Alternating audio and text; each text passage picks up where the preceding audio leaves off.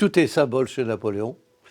Donc, chapeau, c'est le symbole de la réussite. Et ça, c'est le symbole de la chute, l'abdication, la mort.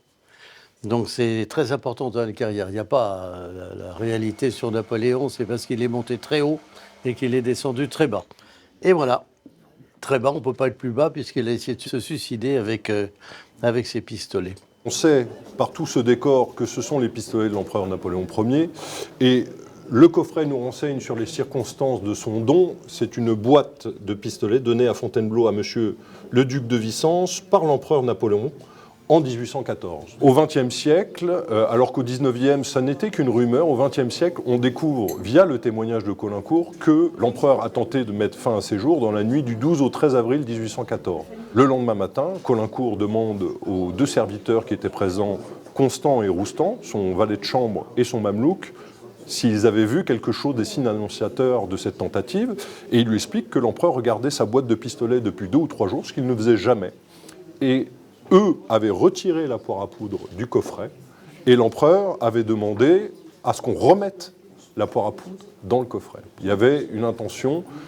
Durant cette nuit du 12 au 13 avril, Napoléon Ier explique que finalement il opte pour le poison, qui est un moyen plus esthétique de mettre fin à ses jours qu'un coup de pistolet.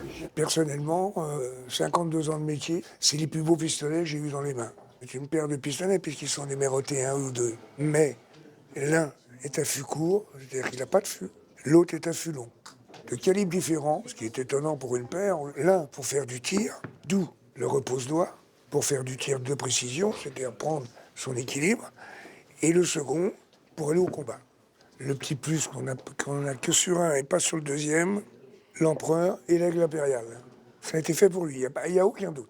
On voit un bambin à cheval sur un bouc, c'est une grande finesse, c'est magnifique. On voit sur le poire à poudre, on voit des bambins en train de jouer sur un canon. Et de l'autre côté, 3 bambins qui sont en train d'enfesser un 4e. Pourquoi? On ne sait pas. Et les pommeaux sont décorés de chacun de 8 pastilles d'or avec des gravures différentes sur chaque. Un crocodile, un éléphant, un bambin, une libellule, de la plus grande finesse. Et la boîte là, elle est unique. Elle est unique à tout point de vue.